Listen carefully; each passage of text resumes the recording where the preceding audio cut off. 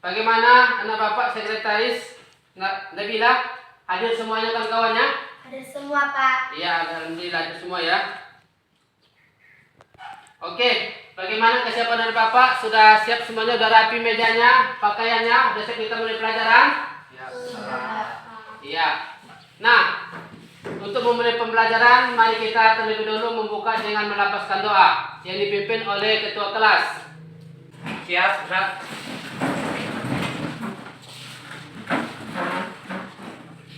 Sebelum kita belajar, alangkah baiknya kita berdoa menurut agama dan kepercayaan masing-masing yang dipimpin oleh saya sendiri. Bismillahirrahmanirrahim. Raditu billahi rabba wa bil islami dina Nabi Muhammadin nabiyya wa rasulah. Rabbi zidni ilma warzuqni fahma. Amin. Berdoa selesai pada Bapak Guru kita. Beri salam. Assalamualaikum warahmatullahi wabarakatuh. Waalaikumsalam warahmatullahi wabarakatuh. Ya, kepada anak bapak silakan duduk.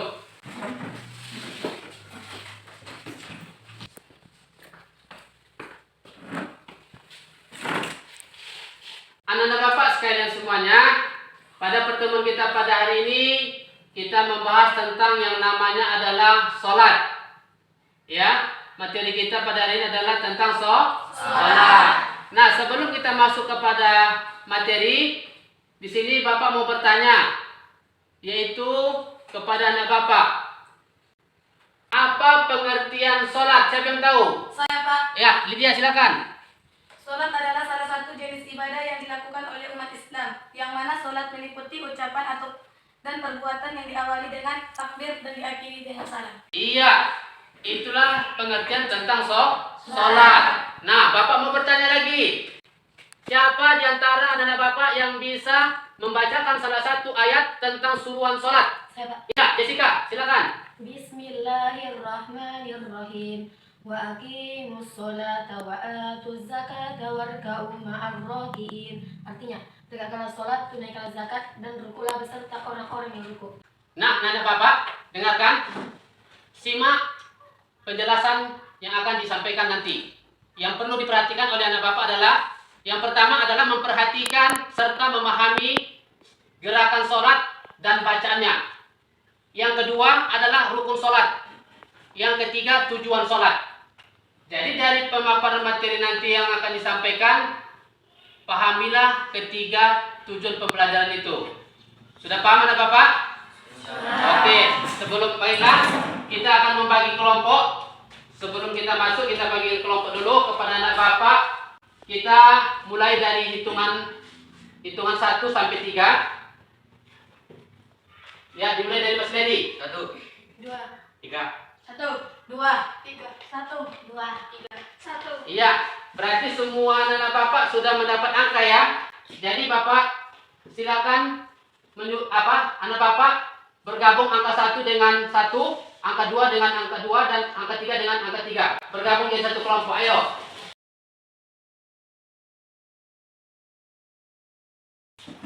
Nah, baiklah, sudah tersusun kelompok anak bapak. Yang kelompok 1 mana? Oh, itu nih. Kelompok 2 di tengah-tengah. Kelompok 3 ya berarti berurutan ya. Kelompok 1, kelompok 2, kelompok 3. Nah, perhatikan anak bapak. Perhatikan di layar. Ya, ingat ya. Bacaan serta gerakan, rukun sholatnya, dan tujuan sholat ya. Nah, nampak kan anak bapak? Di sini nampak gerakan sholat sedang praktek ya. Terus di sini ada apa? Niat ya. Niat. Habis niat dibaca maka terlaksanalah dia takbir ya. Setelah itu membaca yang namanya doa iftitah. Setelah iftitah membaca suratul Fatihah.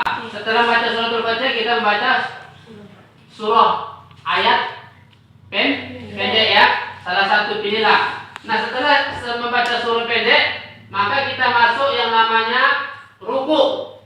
Nampak bacaan ruku ya? Nah, itu dia. Caranya kan apa?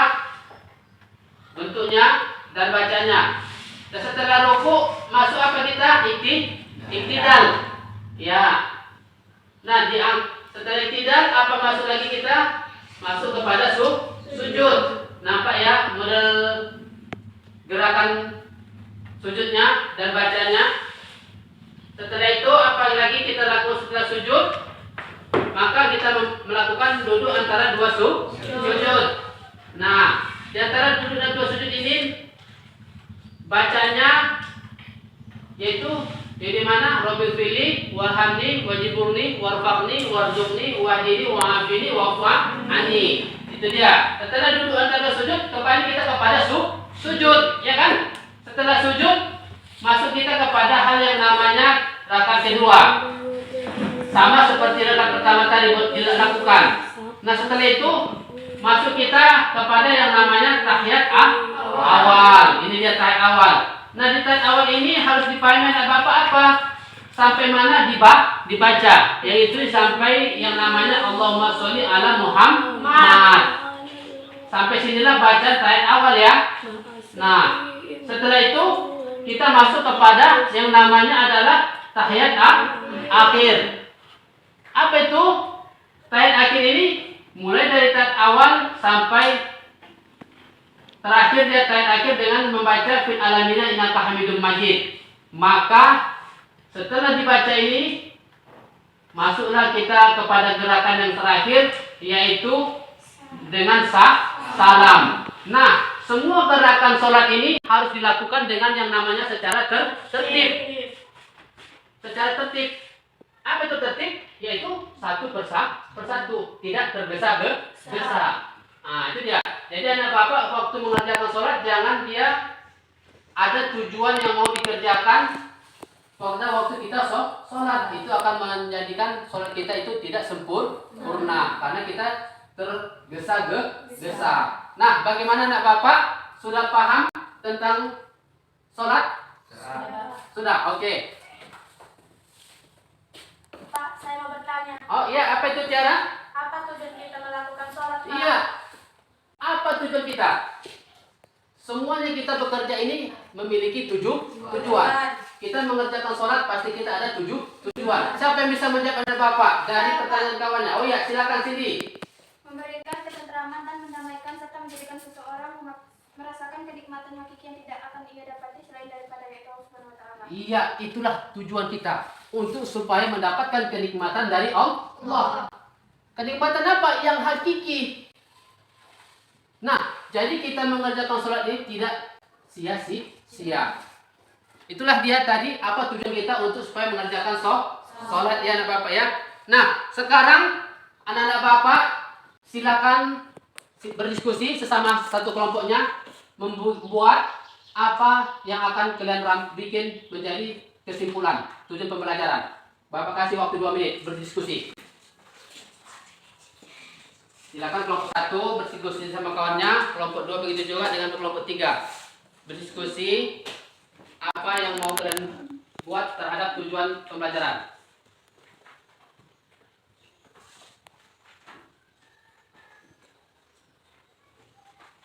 Ya, selesai. Sekarang Bapak minta untuk melakukan yang namanya itu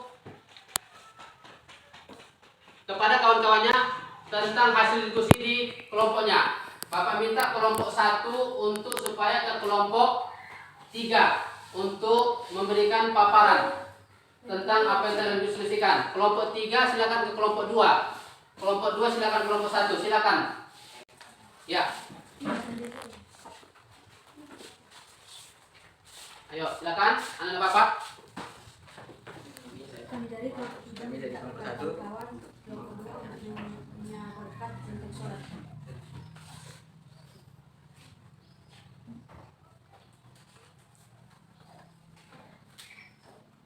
Sudah? Ya, silakan kembali ke tempat anak-anak Bapak.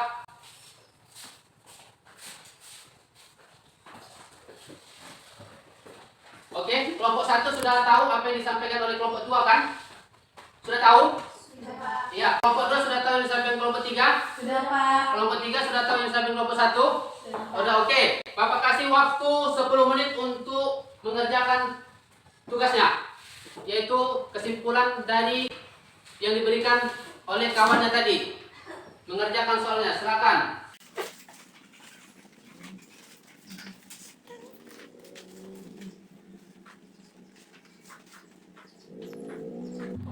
Oke, selesai. Baiklah Bapak minta salah satu kelompok untuk menyampaikan hasil diskusi kelompoknya yang telah diberikan oleh kawannya tadi. Siapa yang bisa? Anak-anak kelompok mana? Ya, kelompok 2, silakan kelompok 2. Ya, maju, silakan maju kelompok 2. Menyampaikan hasil diskusi kelompoknya yang diberikan oleh tadi kawannya kelompok 1. Assalamualaikum warahmatullahi wabarakatuh. Waalaikumsalam warahmatullahi wabarakatuh. Kami dari kelompok 2 ingin memaparkan hasil diskusi kami. Sholat adalah salah satu jenis ibadah yang dilakukan oleh umat Islam dalam agama Islam.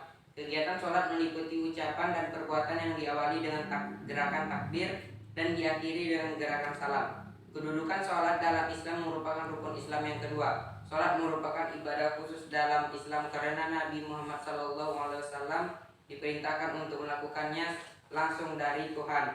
Sholat digunakan sebagai tanda utama iman seorang muslim. Mendirikan sholat adalah tanda pertama Islam, sedangkan meninggalkan sholat adalah tanda kekafiran yang pertama. Menurut hukum Islam, praktik sholat harus sesuai dengan semua petunjuk dan tata cara yang dicontohkan oleh Nabi Muhammad. Perwujudan dari perintah Allah Subhanahu wa taala. Ya, tepuk tangan untuk kelompok 2. Ya, terima kasih kepada anak kami kelompok 2 yang telah mewakili untuk melakukan diskusi hasil diskusinya dari kelompok 2 tadi. Dari kelompok 3 tadi soal itu ya? Iya. Iya, oke. Nah, siapa yang menanggapi dari yang disimpulkan oleh kelompok 2 tadi ada? Saya, Pak. Oke, Mas Liadi apa? Saya dari kelompok 1 sangat setuju dengan diskusi kelompok 2. Iya. Tapi saya mau bertanya, Pak, Iya, apa itu, Nak?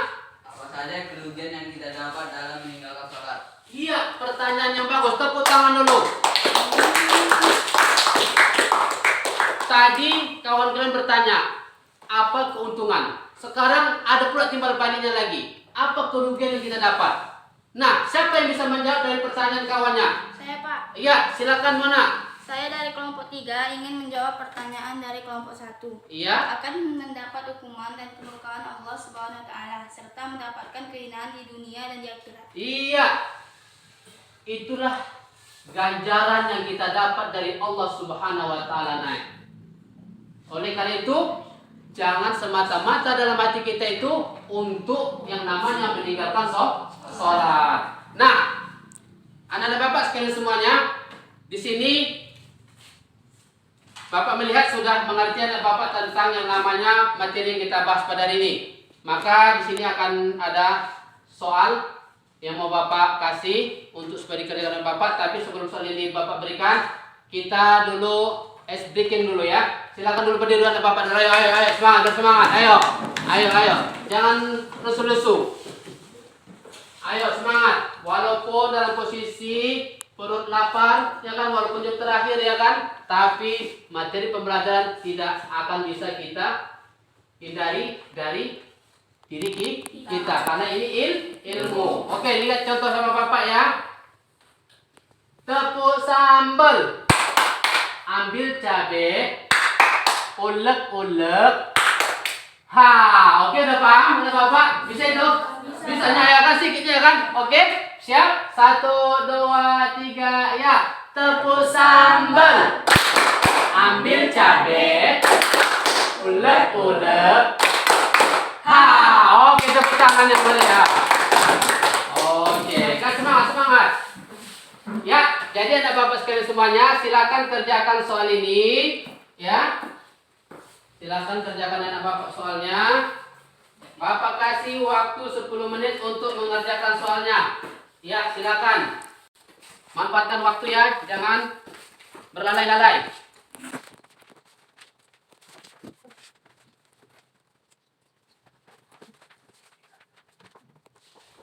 Oke? Habis waktu, silakan anak Bapak kumpul tugasnya.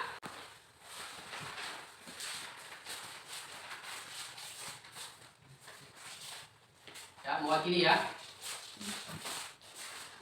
Oke, sudah sini semuanya, udah 10 orang. Baiklah, anak Bapak sekalian semuanya. Sekarang kita simpulkan pada materi kita pada pertemuan tentang sholat ini. Bapak harap anak-anak Bapak bisa untuk menyimpulkan dari hasil materi. Siapa yang bisa untuk menyimpulkan hasil materi kita pada hari ini? Oh ya, silakan. Nabila, ya maju.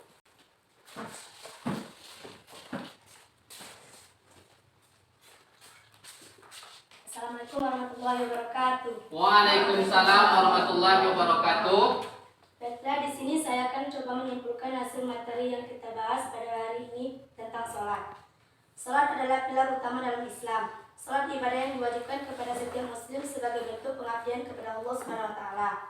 Sholat bukan hanya sekedar rutinitas, tetapi merupakan sarana untuk menjalin hubungan spiritual yang erat antara manusia dengan Sang Pencipta. Namun, faktanya masih ada sebagian orang yang enggan istiqomah melaksanakan sholat 5 waktu. Tentu dengan berbagai alasan atau tidak sedikit orang yang sholatnya masih dalam keadaan bolong-bolong.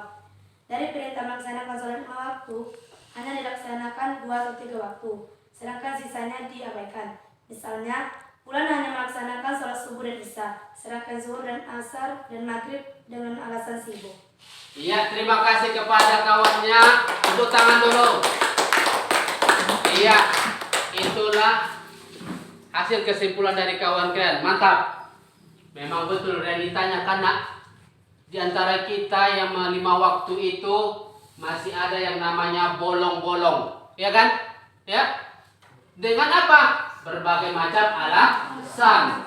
Nah, alasan inilah yang akan menjerumuskan kita. Jadi kepada anak Bapak, mari lebih kita kuatkan akidah keimanan kita, lebih kita takwatkan diri kita kepada Allah dengan apa? Menyempurnakan sholat kita tidak lagi bolong-bolong, full dengan 5 waktu. Sekian saja mungkin hanya ini yang dapat dipaparkan pada materi pertemuan kita pada hari ini. Untuk pertemuan depan, silakan anak Bapak baca buku lanjutannya, itu kita membahas tentang zikir. Ya, pertemuan depan kita membahas tentang zikir. Bisa ya dipelajari di rumah. Nah, kita tutup dengan melafazkan hamdalah. Alhamdulillahirabbil alamin. Assalamualaikum warahmatullahi wabarakatuh. Waalaikumsalam warahmatullahi wabarakatuh.